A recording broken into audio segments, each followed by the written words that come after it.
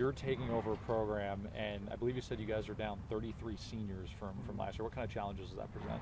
Well, it's challenges because of just having guys with experience. I think we have 3 guys coming back offensively and probably about 2 defensively, so that creates a challenge, just having the experience. And then different people practice different ways, so we have a lot of guys that haven't got to practice a whole lot. So that's created a challenge for us. It was a really big challenge in the spring, and then we had to go play Magadory, who, I don't know if y'all know or not, Magadory is one of the best teams around, and challenge would be putting it lightly.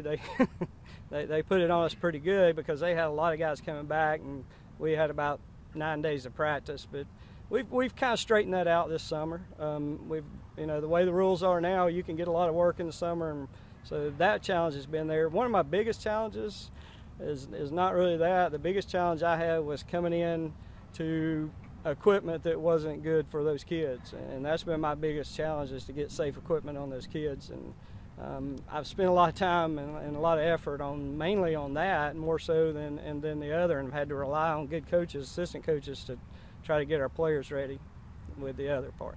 Was it a lack of equipment, or just the equipment wasn't quite up to par? We had numbers. There was things there, but there was things there that I wouldn't put on my own child, and that's kind of my barometer on how I'm going to do it. So had to go out, and luckily I got some guys that, and through the years that I'm friends with, coaches that gave us some of their equipment that they weren't using at the time that was better than what we had. And then, I've been able to raise some funds to get, but you got to have kids in safe helmets and shoulder pads.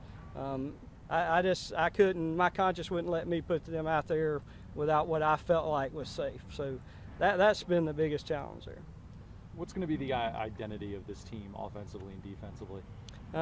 Effort is what we want our identity to be. We preach the 3 E's. I talk about the 3 E's all the time.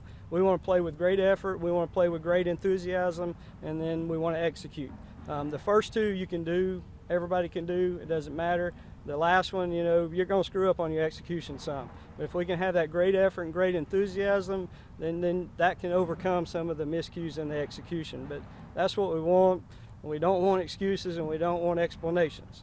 So we got 3 E's that we want, 2 E's that we don't want. But what I want, as far as our trademark and what people see from us, is, boy, that team will play hard from opening kickoff until the last second goes off the clock, and they're excited about playing.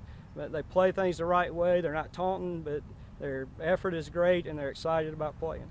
You're a first-year head coach, so you're going to be installing your system into the season, probably. Right. The guys are going to be used to it. Your non-region schedule doesn't really do you any favors. As you look at that, and you know that you're going to have some teaching left to do, how do you see, the Vestavia Hills, the Bessemer cities, and the team out of Louisiana? Yeah, well, we open it up with Florence in that 3rd week, which we get a week short of what I'm really used to, because I'm used to playing a jamboree and then going and playing that first game. And Florence was as good as anybody last year. And then we have, on top of that, we got Louisiana. We got to go to play John Curtis, who's won 26 state championships since 1975. Vestavia is always tough to play, always good, and then Bessemer City is always good. So, it's what it is, though. I didn't make the schedule, but that's what we got to play with. It's what it is, and it gets us a chance to see how good we are. You're playing, we start out with Florence, and then we play Bessemer City. And the great thing about that is those are 2 good teams that we can measure ourselves with, and we can learn from those games. But, in the long run, they really don't count. We want to win them all. The last year I was at Shades Valley, that's a long time ago, we were 10-0, and that's what we want to do.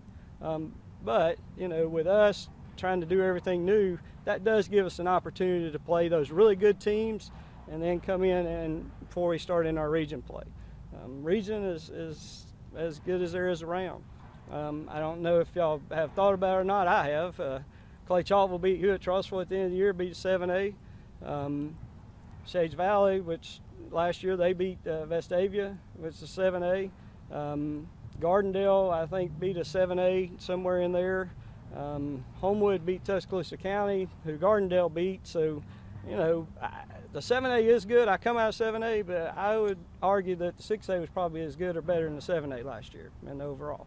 You got a Rashad Louis gone, Keith Mixon's gone, and Right. I know I saw y'all play a little bit at the Clay Chalkville 7-on-7. Right. Since then, I mean, how do you feel about the developments of those players and their meshing together? I think it's been really good.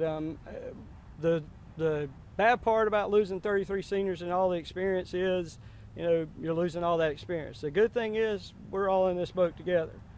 So I really believe that they've come along and meshed really well. I know since I've been there, I can't speak for before that, but I know since the day one that I walked in there till now, we have more of a team atmosphere than we had when I first got there. So it's, you know, and I've preached it to them. We're not going to have a star system. It's not going to be a star system. Everybody's important to us. So I think that's helped with that development of that team aspect. I heard a little bit of your comments in the print room, and some of your guys were saying, you know, it's a family atmosphere. Mm-hmm. We weren't used to that.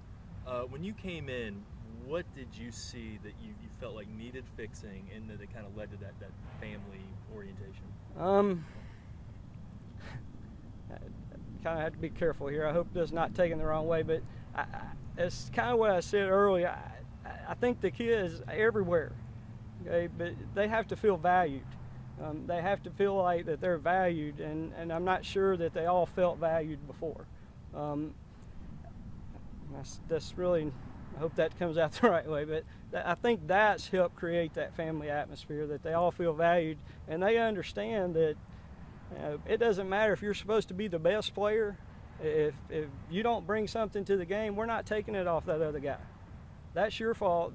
So you have to suffer those consequences, and they've understood that now. It took a little while. If you're not going to do the right things, it doesn't matter who you are, you're not going to get the equipment. And that's happened to a couple of them in the spring. So that, I think, helped create that family atmosphere. You know, people say a lot of times you got to come in, you got to set the tone and all that stuff. Well, I guess it's because of my experience. When I was younger, I probably would have done that, but I didn't even raise my voice at these guys until May. So I got there in February. It was just a matter of fact, these are the expectations, these are the consequences. So I think that's helped create that. I know you weren't, you know, the head coach last year, Mm-hmm. but you also, the team lost Deron Payne, so you don't Right. have that anchor in the middle. Mm-hmm. That, I mean, at the very least, you can count on you're going to win that matchup. Right. So how do you replace a guy of his caliber? Is it by committee, or do you feel like you've got one guy that's ready for that challenge? Well, we've got some really good, I think our defensive line is one of our strong suits. We've got some really good guys, but we're going to play, I've always believed in this, we're going to play as many as we can get on the field and still feel good about. So we'll play 5 or 6 guys in the 3 front guy positions. So, you know, I guess by committee would be the answer there. Here's what my philosophy is. We're going to play as many as we can play, where if your guys may be faster or better than ours, at the end of the game, they're not going to be. If you're playing yours every play and I'm not playing mine every play. It also helps practice. If they feel like they got an opportunity to get in the game, then they practice a lot harder. So, which in turn helps the ones getting in the game and eventually gets them in the game.